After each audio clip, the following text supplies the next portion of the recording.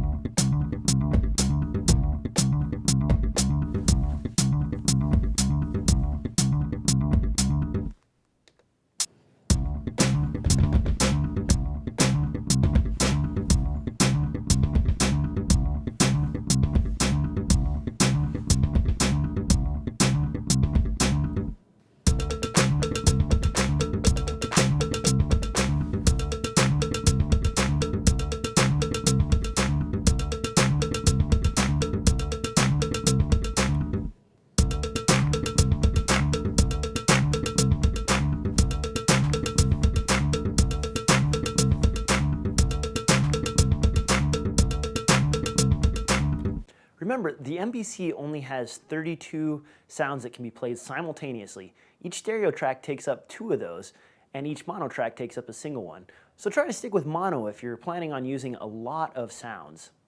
So there's 2 main reasons for dropout. If you hit mode and other, and then hit play on your track, if you watch the number of track spaces that's taken up here for your polyphony, and this number here, 31, if you get over 32, tracks will start cutting other tracks off. So that's one good reason why you want to be careful about using stereo samples and mono samples. Another reason your samples might cut off is if you're in the mono selection. So if you go to mode and hit pad number 11, if your samples are set to mono, then every time you hit that sample, it'll cut the previous playing version of that sample off. For example, this drum right here, that's one hit, but if I hit it twice, each drum cuts the previous hit off. So if you set this to poly, then you won't have any problems with that. However, it'll eat up more of your polyphony, and that just adds to the 32 count maximum that you have on your MPC. A great way to avoid the problem of your samples cutting off by using mono is to hit mode and hit pad number 11 and go up to the program section. And if you're going to use a lot of drums in a track, go ahead and just put your drums in another program. And then when you go to the main menu and you select the program that you want to use, you can pick that other set of drums and then you don't have to worry about it. One thing I can't stress enough is that if you're not sure how to save your songs on your MPC, create an individual folder and save entire memory. If you do that, then there's no way you're going to lose any samples or sequences or programs that you've created for your song. The other question I get quite a bit is how to save your song once you've created it.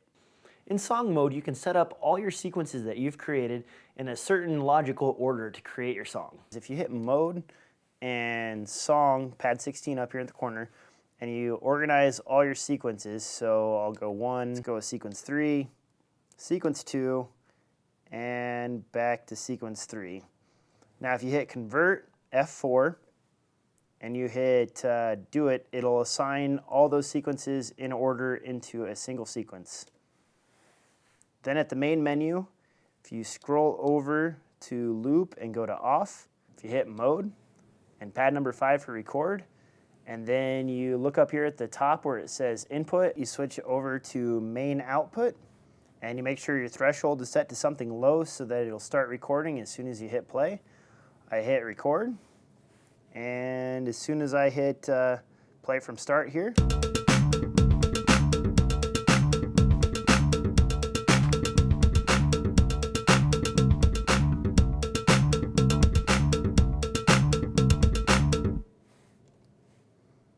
and then if you hit play, you can see that it's created a WAV file of all of your beat. If you go mode and save, and you look over here, save as sample, if you scroll down from the top of your samples to the very bottom right here, you'll have the last sample being the sample that you just recorded in the record mode, and if you hold a pad, you can actually listen to it.